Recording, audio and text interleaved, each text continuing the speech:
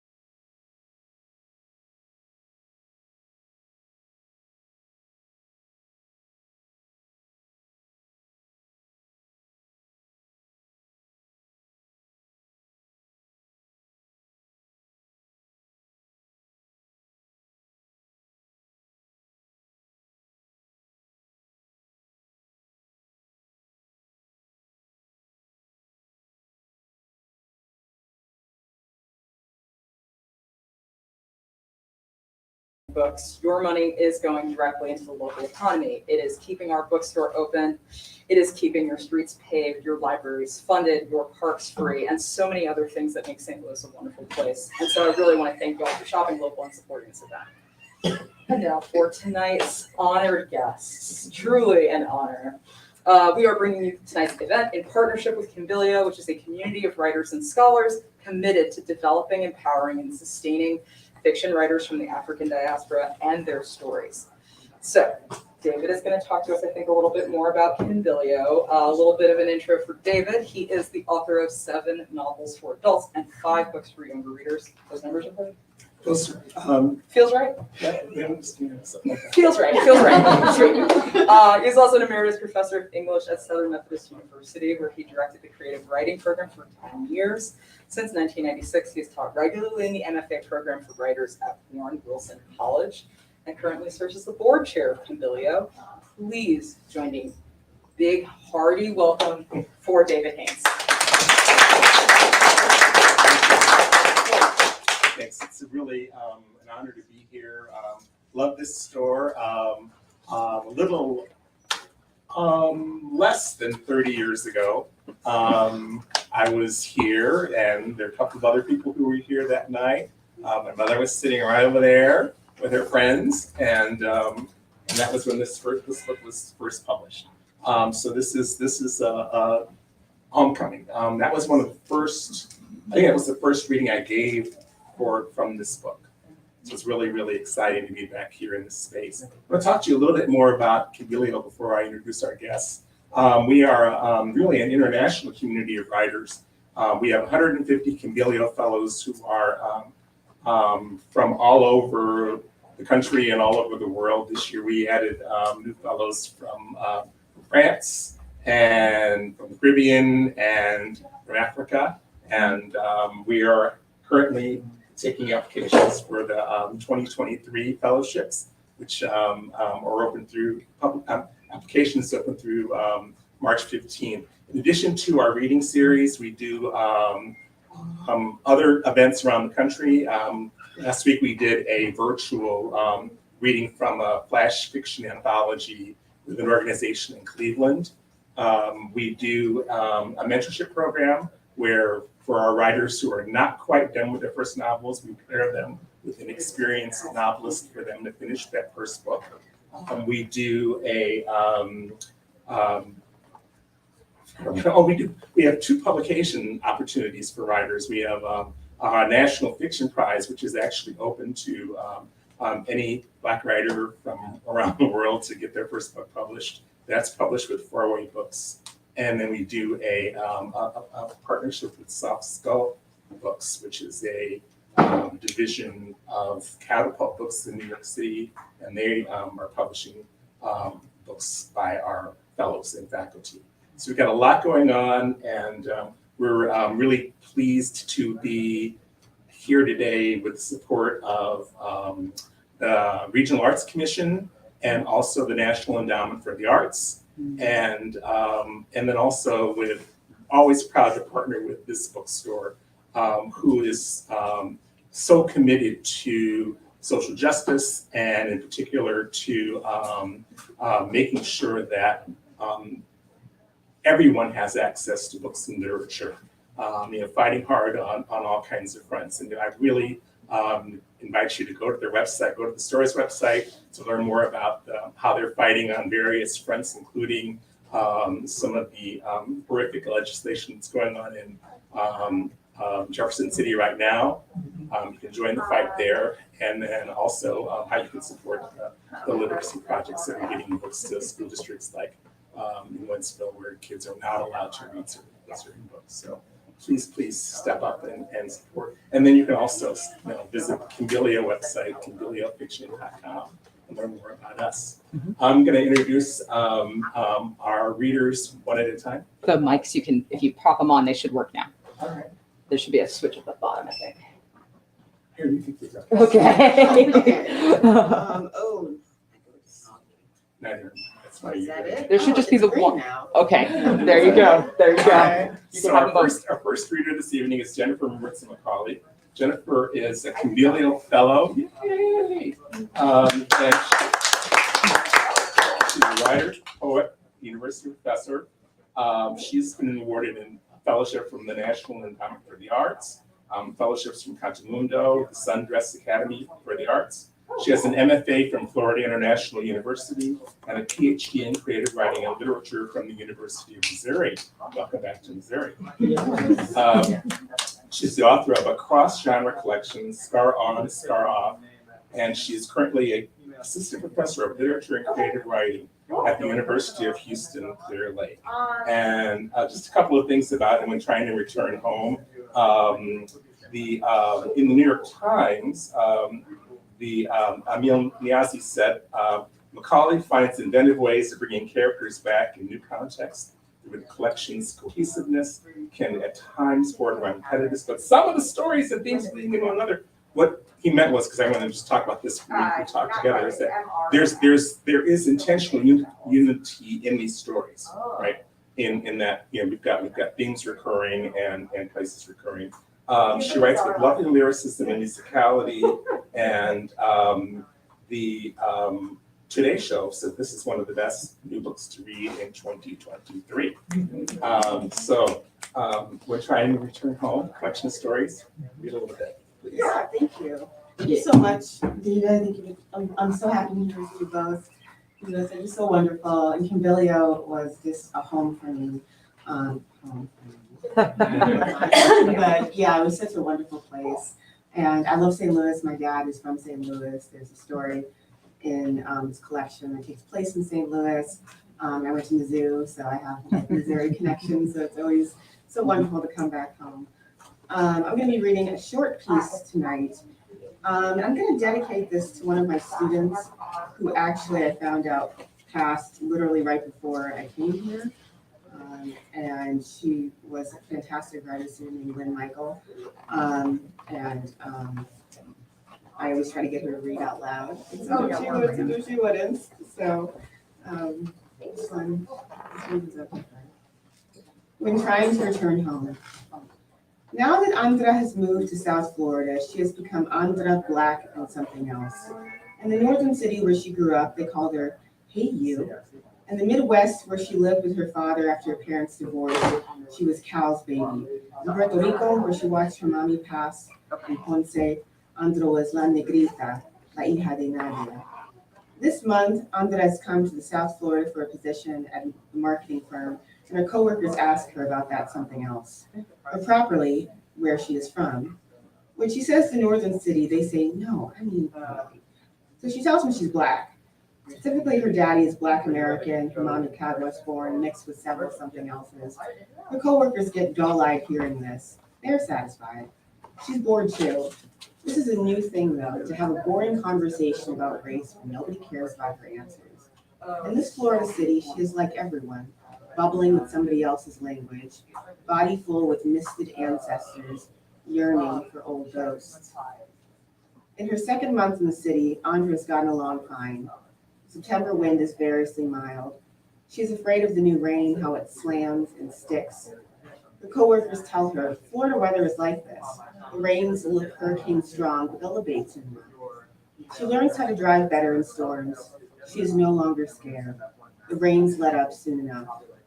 Andra has gotten along just fine. She finds friends from all over the city who speak slanty Spanish like her mommy did before she died. She's found friends from many countries, and they take her shopping at flea markets, bring her mangoes plucked from backyard glens.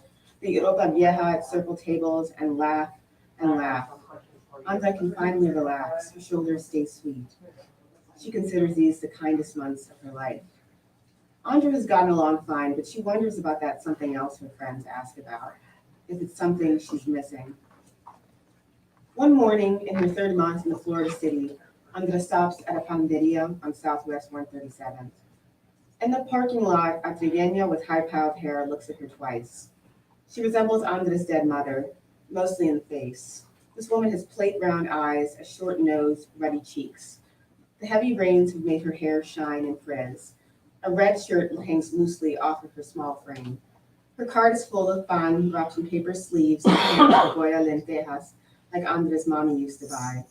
The woman sees Andra and her eyes glitter. The trigueña must have felt that crackle of recognition too. She asks where Andra is from. Beside Andra's skin speaks Spanish.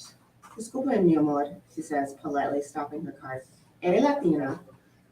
Andra's chest twists tight and her breasts get loud. The woman goes on about how her Chevy broke down last week after some asshole rear-ended it.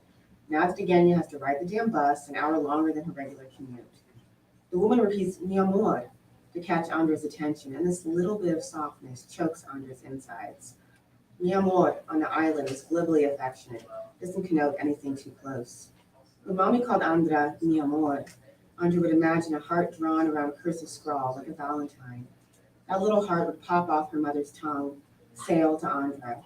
In her mommy's mouth, mi amor was a promise, a forever bond. This woman was just saying hello. But Eugenia goes on in English, I'm sorry, you can't understand me. You're Haitian. Andra is not Haitian. She understands everything the woman is saying, but she's too afraid to speak Spanish now. She could tell the woman that she was not born by ocean rims or white scuffed waves, nor beside people who speak this blue city's itchy talk. She wonders what it would be like to tell her how lovely it is to be in a crowd when nobody remembers her skin, that she misses her mommy every day and draws pictures of her mother's face in a sketchbook to make her appear. That when Andra saw her mommy, days from death, on that folding bed in Ponce, mommy was out of breath. That night, mommy said in labored Spanish, I don't know how to tell you how sad it will be to stop seeing your face.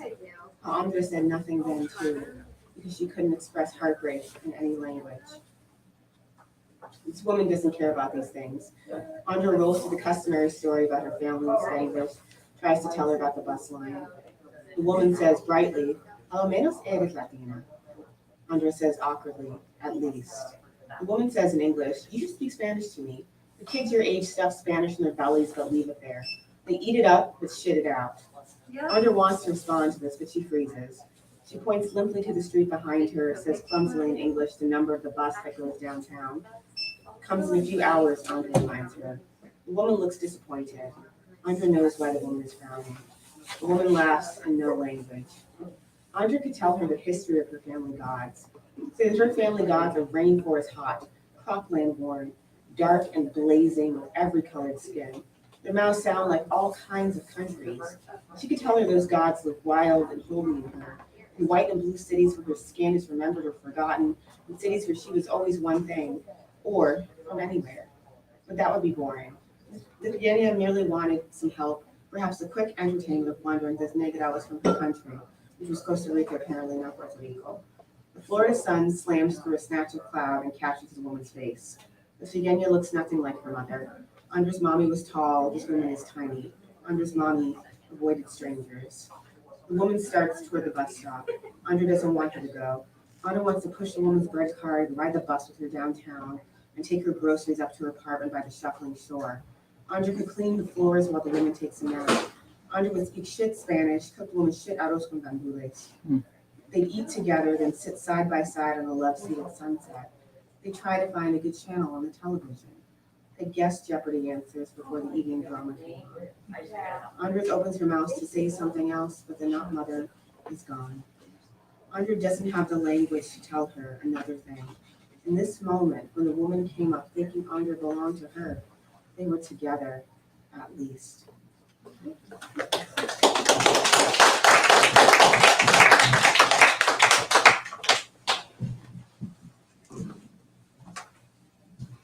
Thank you, Jennifer. I'm going to now introduce Janelle Williams. And we'll get a chance, by the way, to talk to our writers after everybody gets a chance to read a little bit. Janelle Williams received her BA from Howard University. MFA in creative writing from Manhattanville College. We probably studied with one of my former students, Jeff Benz. My mentor. We just passed it down in this world.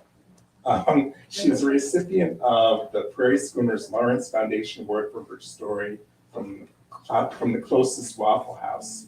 She was a 2017 Kimbilio Fellow. And her flash fiction story, Harlem Thunder, was longlisted for the Weekly Top 50 in 2020. Her work has appeared in The Normal School, Shenandoah, Passages North, Split Lip Magazine, and Lunch Ticket, among others. She is currently the Director of Programs and Outreach at Rectopia Lab, which is in Atlanta. Correct? It's in New York, that's right, but you live in Atlanta. Yeah, that's right. So I knew that's it. Gone Like Yesterday is her debut novel. Here's what Kirkus said about it. Kirkus, which is one of the big book reviewing industry publications, if you don't know, they described the book as mesmerizing. Williams has a keen eye for detail and a lyrical voice, and her exploration of personal and collective histories is marked by maturity and compassion. And then here's a quote from Nisha Filia, who's also one of our Kimbilio fellows, and a big award-winning writer. There's so much music in these engrossing pages, and the songs of mothers and daughters, brothers and sisters, would-be lovers, and the ancestors who watch over us. A magical, mesmerizing debut. Please welcome Janelle Williams. Thank you, David, and Left Big Books and Kimbilio, and it's really hard to follow Jennifer's reading. It's so beautiful. They eat it up and then shit it out. I love that. But here we go. And this isn't the very beginning, but it's the beginning-ish, chapter 4. Ever heard of a tree cemetery? Derek asked her a couple of months ago, dead serious. It sounded like some white people shit, but also, Zara never completely dismissed her brother's musings. He was older than her, and always, to this day, more intuitive. Math, language, statistics were Zara's jam, but Derek's were less definable. As a kid, he wanted to be an anthropologist until he realized that the profession was more about digging than resurrecting. What's the point, he asked. 10 years later, he studied philosophy and African American studies at Clark, only to graduate asking the same thing. What's the point, Zara? If no one wants to listen, what's the fucking point? Derek was good at nearly everything. Basketball, baseball, swimming, drawing, writing, acting. He never stuck anything out. Dad called him a chameleon and said he could fit in anywhere. To Zara, it was just the opposite. He couldn't help but stand out. Whether classmates called him the next Mackay Pfeiffer or coaches said he could really go places didn't matter shit to Derek. He wanted something just beyond reach, something he could never properly articulate, but Zara bit her cheek trying to figure out. He was spiritual, in touch with things outside of himself in a way that made Zara uncomfortable, as if he never chose to wear clothes around her, as if he allowed any old energy to swallow him whole, more and more so as they got older. By the time she turned 25, he wasn't holding anything back, would hurt your feelings with blunt honesty. But it was never about you, never about Zara at least. Maybe he just wanted people to see what was right in front of them. So that summer night, sticky from her broken AC unit, Zara Googled the tree cemetery, a real thing in some German town where she guesses the people are paler than shaded snow. What she learned was the ongoing debate about the intelligence of trees. Some say they communicate, that the mother trees help their saplings with the nutrients they miss for being so short and losing out on the sun, that they form a mycorrhizal network and send distress signals. It's a crock of something, a reason for white tears, temporary avocation. But then one thought does stick with her, the idea that trees are dependent on one another, that they find it hard to part with the dead, that one dying can trip a line of dominoes, another dropping after the next, an epidemic. So if a tree falls and there's no one around to hear it, well, the trees still give a shit, don't they? She's thinking about magnolias and dogwoods, and redbuds and evergreens when the caller ID says it's Derek. But the line sounds dead. He doesn't call her often, so she wonders if this is a bud doubt, but hopes it's not. They haven't spoken in a while, and she's been getting this antsy feeling, as if their world is on the precipice of something. She bites her nails on the edge of her bed, teetering between screaming out for her brother and hanging up. She remains calm. Derek? She waits a beat. Derek, you there? Zara's worry for Derek is extensive, from the irrational fear of him being kidnapped and eventually possessed by aliens, to the very real fear of him not being able to handle his emotions and resorting to outside resources, drugs, or a religious cult. In the movies, it's always people like him, intrinsic and searching, who fall prey to predators. And there are a myriad of threats against Black men, everything from the judicial system to hip-hop white Barbie wannabes. She hates admitting the ways in which their mother, Mary, has been right, but there's no denying the power of racism, systemic or interpersonal. I'm here, he says at last, and she exhales. Where have you been? I've been calling you. Did you get my messages? She hopes her frankness won't push him away. It hasn't worked well in the past. Simple observations were enough to silence him for days. Yeah, he clears his throat. Shit, Zara, I'm fucking up, aren't I? She doesn't know what to say. He sighs loudly and she can almost feel his defeat through the phone. Where are you, she asks. I'm everywhere and nowhere, he says, laughing. She's quiet and maybe that's what urges him to add. It was just a joke. I'm at Terrence's house. Terrence. The name reassures her. He's Derek's friend from Clark. He's level-headed, calm, not so different from Derek's demeanor in high school. But for the first time in maybe forever, she's not sure she believes Derek. His first response was too quick, everywhere and nowhere. That's exactly where it sounds like he is. There's something in his background that she can't make out. It's a loud crackling, like he's by a major highway, and what she's hearing is the sound of wind, of cars shooting by him. Can I speak to him, she asks. To who? Terrence. Derek starts to laugh, but then asks, do you still hear the moths? She doesn't answer because of course she does, because she doesn't want to talk about them. For once, she just wants to have a normal conversation. Almost as if Derek agrees with her, he says, remember the first time we got drunk, senior year of high school? Well, it was junior year for you, but I remember feeling so outside of myself. I remember feeling like fuck all the bullshit. I could conquer anything. I had so much power and I knew it. And then the next morning when I woke up on Julian's couch, I looked down at my hands, my arms, my feet, and it was like they weren't mine. It was like I was 75 years old with all these memories that weren't even mine, but I was still me, you know? Like a medium or something? Zara's only half joking when she says it. Really, she's terrified of his response. No, nothing like that, he laughs. She doesn't. Then, I just want to be me, you know? But then sometimes it's like, how can I be me when there are so many people who've made me me? Ancestors and family and shit. For a second, I get a glimpse of who they are, who they really are, or were, and it makes me feel more connected and disconnected from myself all at once. That time at Julian's house was just the start. Yeah, she says, not knowing where he's going with this. She's not sure she's ever felt that way, but she does remember that night, how a crew of them raided drinks at a white classmates' party and then stole off to Julian's basement, where they ate takeout, Waffle House, and played Never Have I Ever. Those were the good days, weren't they? Yeah, but today's not so bad either, is it? She's trying to convince him. Of what? She's not sure. Like talking someone off a ledge when they're already sitting down. Shit, he draws out the word. Life is a motherfucker. She wants to contest, but can't really. Derek will know better, so she doesn't say anything at all. Look, I gotta go. Don't be a stranger. But before she can tell him that he's been the strange one, the absent one, the estranged, there's the click and he's gone. She hangs up the phone. She'll call Graham later, reassure her of something she's not so sure of herself. Derek's all right. Don't worry, she'll say. But the words will be as thin as loose thread. It's an eerie night, a disquiet created by the wind howling outside of her window, the rats scratching like crazy, and a largely present moon casting light on her wall of photos, the eyes of her family staring back at her. Her skin feels hot. She looks at her hands, her arms, her feet, as if they don't belong to her. But if not her, then who?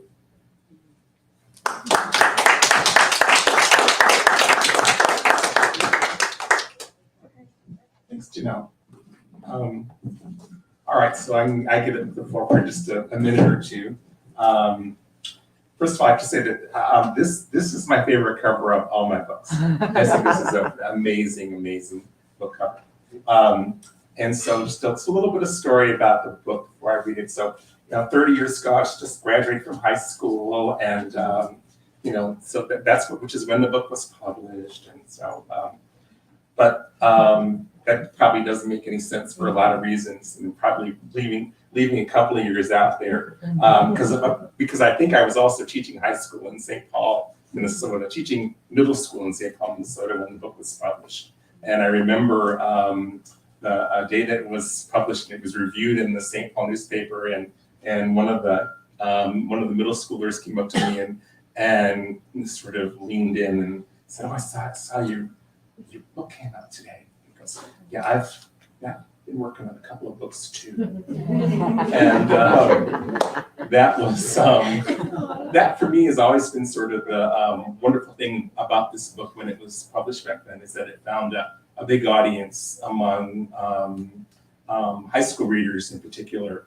And you know, I know that it's a book that really connected with a lot of young adults and younger readers, and it was really memorable to have those experiences. It is really memorable to have this experience of going around and talking to those kids, and I'm looking forward to doing that again. You know, with this round of publications, you know, I think it's my friend Janice Becker, who was also here 30 years ago. She was also just out of high school at the time, and just said to me that, you know, feels very much. It's still the book still feels really contemporary, and so I'm really hoping that it does continue to connect. The book takes place in St. Louis, in a invented place called Washington Park, which may or may not resemble various other places in and around the St. Louis area. And there are St. Louis sights and sounds throughout the book. I'm going to read a little section, just a little short piece that takes place in a park. It's actually Laurel Marks Sculpture Park. Sam planned a big celebration picnic for the Sunday before Memorial Day. He says we've got to celebrate double, the landfill and also Todd joining the family. He frets over every detail, the right chips, enough soda to drown an army. You'd think we were planning the royal wedding. It's also kind of tells you. Sorry. I have to just stop for a minute and say, when Penguin had me, going through and looking for things, is there anything that needs to be updated? And I said, oh, the royal wedding. That's a thing that happened. All right. After we have packed up picnic baskets and coolers, Gail orders them loaded into the Toyota and tells us to meet her on the front lawn. Out front, Gail starts the big announcement with a fanfare. Ta-ta-da-da. She does this pretending she's got a little trumpet held up to her lips. Ladies and gentlemen, I present to you Missouri's newest and certainly most nervous driver, Marshall Field Finney. Ta-da! I whip my temporary license out of my pocket. Gail tosses me the keys. Gail and I worked almost every day on this goal. I passed with an 84. That parallel parking gets you every time, as if he had to park that way at the mall anyhow. Gail says we can teach Todd next. I ain't getting in the car with him, Todd says. Sam gets a look on his face, sort of a big spoiled baby look. I was going to show you how to drive. He comes over and half-heartedly shakes my hand. He puts his hands on my shoulders and whispers in my ear, didn't you think I was going to teach you, son? Then he says loud enough for the others to hear, I was, but you know how busy I get. I was, though. Gail pats him on the back, tells him to chill out. We get in the car and Sam sits right by me in the front seat. He's got to give directions since he's the only one who knows where we're going. Poor Sam. When I get a chance to look down, I notice that he's doing as much clutching and shifting and braking as I am. I miss a few turns because Sam is so busy helping me drive that he forgets to tell me where to go. We drive a long way down Lindbergh, just past the Venture Store. There's another open. Yeah. That inspired. Just past the Venture Store, and we make a right turn. We pass a sign that says Lormeyer Park. I park the car and we take picnic things and follow Sam. Look at this place, Sam says. He lets out a big belly laugh. In front of us, all around us in the field, are sculptures, giant pieces of metal, welded, bolted, stacked against each other, silver, fire red, rusted. What is this place, I ask? A park, Sam says. Let's go. Sam walks over by a large orange piece that looks like an overgrown bird's wings. We unfold a couple of blankets and use the picnic stuff to stake it out. Then, as if called, we wander away in separate directions to circle the sculptures and gawk. Todd and Gail circle a wooden thing that is made with old railroad ties. I found myself standing in front of a large in front of large rusted girders that are lying against each other as if by accident. I don't know why, but there's something familiar about it, almost friendly. I reach out to touch it. Watch your step there, boy, Sam says. He comes up behind me. I jump about 50 feet. Sam lays down on a girder that's angled like a steep ladder. Are you supposed to do that? I asked him. Why not? Why in the hell not look at this thing? What do you think it is? I shrug. I don't know nothing about art, I say. Yeah, Sam says. I'm just an ignorant old colored man myself, but let me tell you what I think. This here looks to me like some giant dropped a stack of toothpicks and just let them fall where they might. How did you find this place anyway? I asked him. It was a while after Rose left. Sometimes I just drive around all day, nothing else to do. I found myself sitting here one day, kind of by accident, I guess. I kept coming back, sitting, walking around. Look at that blue piece up yonder. It looks different from here than it looks from over there. You could spend forever in here figuring it out. I say to Sam, this is a weird place if you ask me. But look at all this, Marshall. What is it all my life? Nobody told me there could be a place like this. I found it myself, but it was like it was here waiting for me all along. I think I see things different now than I used to. Look around, son. Tell me what you see. I don't think I can do that, I say. Sam shrugs. He lies back on the girder. That's quite all right, he says. You just think about it. While Sam lies there, I go over and do pull-ups on a parallel girder. In a while, Sam sits up. Say, he says a little bit too casual, I think. What's your mama got to say? You know, in them letters she sends you? He doesn't look at me when he says it. I only got a couple. I don't look at it either. I hear him adjust himself. What'd she say? Not much. This and that. You know. Across the way, Todd and Gail wander around the garden. How's she doing? I shrug. How you think she's doing? Look, I don't know, all right. Sam harumphs. I turn around and face him. She sounded, I don't know, she sounded like herself. You know how she is. Sam pats the girder, inviting me to sit by him. I do.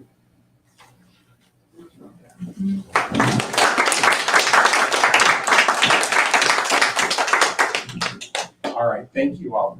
Now it's time for to talk a little bit about first books. This is my first book, and here we have two first-time authors, two first books. So this is actually your second book. Second, so this is kind of, so we're not gonna ask you any questions. Yeah, forgot about the first book. We're just out there. But let's talk about these new books and the experience of getting them out in the world. So let's start. Would you talk a little bit about assembling stories over the years and that journey with sort of pulling these together? Yeah, so, oh gosh, I started back in 2009. It took a long time. It's taken a long time, y'all. The first story I ever wrote, I wrote for an undergraduate class. And I did not think I was going to write a short story collection. I kept revising it. And it got me to my PhD. I kept using that same story. I was like, this story's got to work, see if it'll work. But I kept writing stories for my MFA and for my PhD, and then there was a point in which I realized I had enough to have a collection, but something was just missing. And I was in my PhD program at that point, and you have to turn in a dissertation, which is and I was kind of torn between turning in a novel or a short story collection. But then I ended up going for the short story collection. So I was like, I really need to hanker down and get this done so I can get this degree. So that's definitely the motivation. I sat down and I started thinking about what I want, what's the storyline between all these stories. And it was first called Where I'm Bound, because I thought all the characters were inextricably bound to somebody or something. But then I ended up, there was something missing about that. So I was working on a poem that was from my first collection. It was called When Trying to Turn Home, which is what I read today, and I turned it into fiction. And I was like, oh, it's home. That's what's really missing. At least that's what I thought.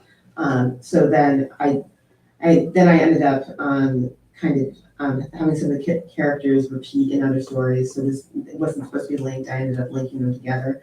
And then it turned out, and it was 2020, and so many years later, a collection came forth, and I got my degree. So it worked out. They passed me. Thank you. But it still wasn't done then, so I added one more short story, and then originally my agent was just like, because I was like, I have a short story collection, and she was like, okay. Do you have anything else? Come on. But then later on, I came back and I told her that I had a short story collection. She was like, all right, I'll try. We'll see what happens. But I'm too excited. And then it ended up getting picked up, and I was so happy. So that's kind of the story. All right. Let's hear the story of Gone Like Yesterday. So I wrote the majority of Gone Like Yesterday during those, like the first year of the pandemic.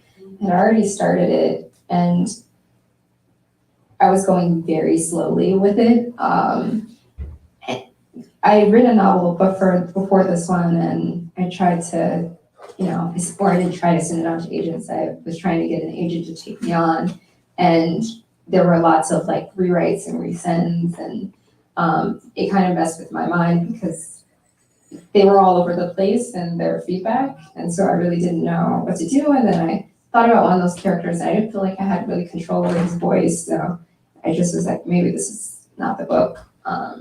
So I knew I wanted to write this when I had the idea. I knew that I wanted to write about someone, a mystery, a woman who was looking for her brother, and I knew that I wanted it to be, that the brother was like really plagued by society. And so, I don't know, something just came over me during those first, 10 months of the pandemic, and I was just writing every day. Like I just went from not writing very much at all to maybe that additional time from not having to make a commute. I was working from home, and I just had all this energy. And I had a friend who was writing as well, so we would meet every week and go over pages. So this book happened fairly quickly. And then I ended up going back to some of the agents whose feedback that I really liked or I felt more connected to than some of the other agents, and they all still said no. Except for one who didn't say yes, but she passed me along to her colleague, and her colleague said yes, and that's how Just hold it over there. 'Cause, Yeah, it's okay. I should also say, and I was going to say before, those are also two really, really spectacular covers. I think those are two of my favorite covers. I just love the colors they chose, and they're both really, really evocative. And I sometimes the covers are really awful, but those are really terrific. I love them. Yeah. Let's see if anybody out there has questions, and then because I know that people may have some things. Yes. I can take one of the mics. We can do questions that way. Yes. Thank you. So, any questions for the authors? I have others myself. Let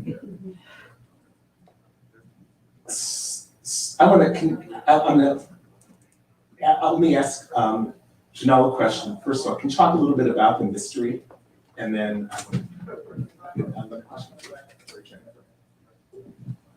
Sure. So the mystery in this book is that Sarah has a brother who's pulling away, and you heard a lot of that in the reading. But then there's also the mystery of the moths. There are these moths that sing to Sarah, and they sing to her brother as well, and they've been hearing them since there were kids and it's just kind of a part of their world. She's kind of accepted it. But at the same time, she's so bothered by them that she's like kind of wants to turn them off. So she's just been ignoring the singing. And her brother is the opposite. They've always disagreed on how much to listen to these moths. And so he listens, she doesn't. And then he's kind of slowly pulling away, and then just one day he's gone. They can't find him. She stops hearing from him. And so she makes a trip with this teenager who has a relationship that she's been growing with. She makes a trip with a teenager from New York to Atlanta in search of him. And that sounds kind of weird, but it all works out because the teenager's uncle was her Uber driver once, and she ends up doing the teenager a favor and helping the teenager write her college essay. And so like this is his way of repaying that favor. It's like, I'll take you to Atlanta to look for your brother. And yeah, that's the mystery. It's also told from two perspectives. So it's told from Zara's perspective, but then you also get Sammy, who's the teenager with the relationship. So it's told from Sammy's perspective, and there's some mystery with Sammy too, actually, what's going on with her family. But yeah, it's like, what are these moths about, and where did Derek go? Jennifer, I want to talk a little bit about one of the St. Louis stories, and because we were talking about this yesterday, and about your father's experience at Sean, and can you talk a little bit about that story? Yeah, absolutely. And I want to say, one of the things I love so much about your novel was the women, bond between Black women. I think that was incredible, and I think that you did a really great job of that. Yeah, so my dad integrated, I don't remember the name of the school, you'll have to ask him. He showed up to one of my readings and I mentioned the story, and he was like, no. It was a very fun reading, he was like, hello, I'm here. You're there, that one. I was like, oh no.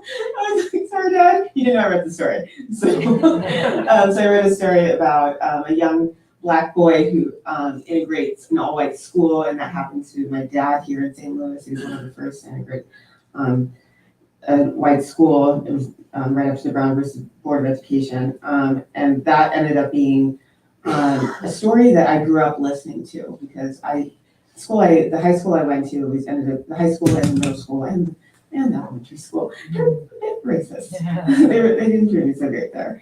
I was like, yeah, high school's racist, I'm gonna leave. And he was like, let me tell you the story. He was just like, the first day of class, he said that the teacher told him that we have to have this Black kid here, so you're gonna have to just tolerate it. And that was the first thing I ever said. And then he said after school, almost ritualistically, a group of white kids would just beat him. And then a little bit after that, his family found out, so they started sending his brother down there to kind of kick their butts. So there's this like fight going on almost every day, and he started scaring them away. And kind of the complicated family dynamics that was going on in my father's family inspired me to write a story called The Missing One, about when a young Black boy goes through the same thing, and then he ends up finding out that his half-brother exists and is somebody who's living on the street. So that didn't exactly happen in real life, but we did have some estranged brothers who ended up on the street, so that was also kind of stuff I was borrowing from my family, but my dad found out. So he was like, yeah, I never told him. And that story got published a long time ago, and he knows about it now. So, yeah. Other folks have questions? Yeah. I'm cheating because I have a question. So you both do a really beautiful job of like, not centering, but really like giving life to the place of the story. The story you read, I'm from Miami, that Really? that hit me, yes, but it's also really profound in your novel. And I just wanted to know if y'all could talk about sort of your relationships a little more sort of abstractly, maybe about your relationships to the places that some of your work centers in. Sure. So Place was, I think, a big inspiration behind especially Sammy's character, she's the teenage girl. So I live in Atlanta now, but pre-pandemic I was living in New York City, in Harlem. And I work with high schoolers, and I help a lot of them write their college essays. And I've helped, middle schoolers, right, work on their writing. To get into high school in New York, you have to, apply to go to high school, even the public schools.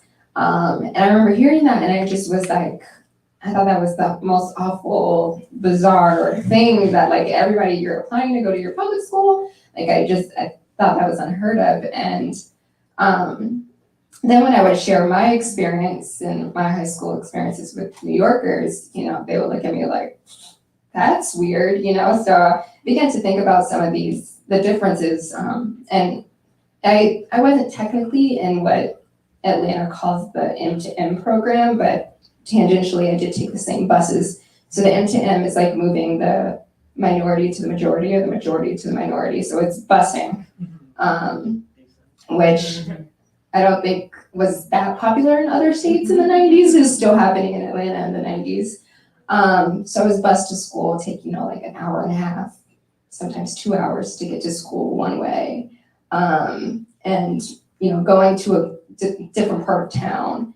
And, when I tell people that, they're just like so shocked, I guess, at my age and the fact that I was bused. And I began to think a lot about New York, and, it's called this like melting pot. And then I realized that it had the most like segregated school system in the country, and began to just kind of see things for what they were. And then I began thinking about Atlanta and just how it's viewed, to New Yorkers, or how the South is viewed. And so I really wanted to kind of like write a story that incorporated all of the beauty and the richness, but also the evils, the sorrow in both of the cities, and what the different experiences and how that shapes us. So Great. Yeah, I've always had a weird relationship to place, which I guess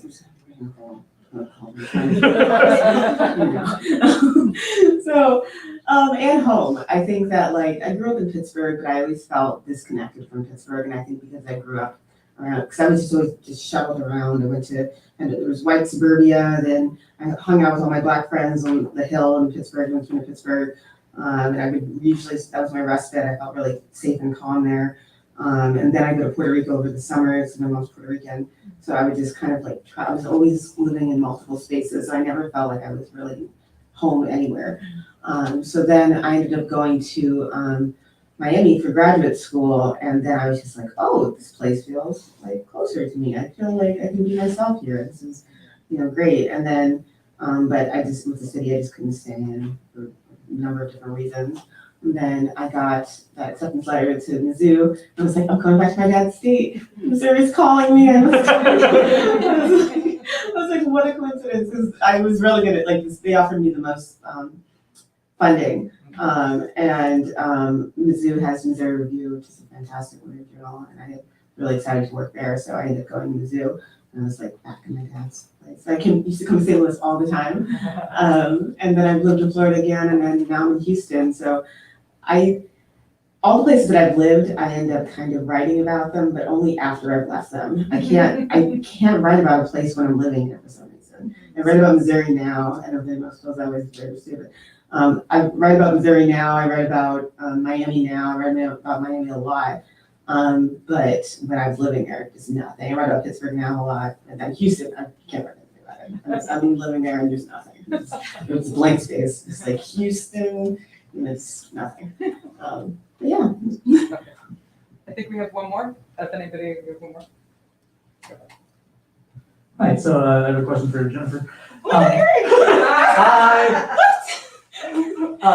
So I'm really interested in hearing the story of the piece that you read. It's really fascinating to hear that it was originally a poem and that it's now a story. And I'd love if you could talk a little bit about the revision process and how it changes and how approaching it as a poem and approaching it as a story differed? Yeah, well, first of all, I'm so happy you're here. He's an amazing writer. He went to my PhD program with me. He's an incredible person. So thank you so much for coming. And I'm so excited to hear I forgot your question. The revision process. Yes.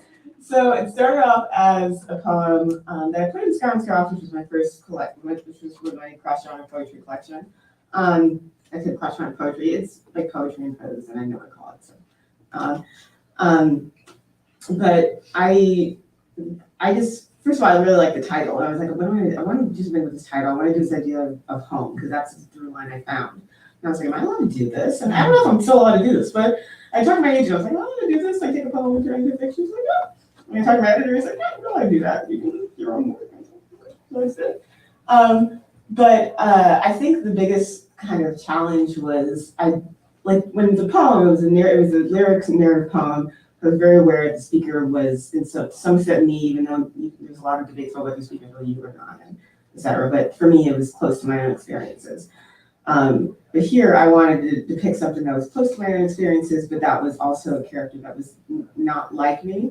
And at that time, I lost my cousin in Puerto Rico, and I was dealing with her death, and I was grieving her death. So I was talking to my cousin a lot, and I was realizing she had lost her mother, and all these things were kind of swirling around my head. So I was like, maybe that's how I put this together, losing your mother, losing your culture. I thought about myself, because I love my mother so much, but if something were happening to my mother, I was like, how can I pass on what she's given me? I don't know, can I? Is it possible for me to do that? So that all came together in that story, and that's how I think the fiction kind of ended up getting a little bit more broader than maybe what the poem was doing. But thank you. Yes. Are there any other questions? We're getting ready to sign some books for people. Yes, we will. Thank you all for coming out for our Kimbilio event tonight. We've got at least 2 more events on this back burner right now we're working on for later on this year, and very excited to announce. But we're not quite ready to say they're going to happen yet. But it's really fun to bring our writers to town, and really, really proud of our Kimbilio fellows. And I want to thank Jennifer and Janelle for being here with us tonight, and thank you all for coming out.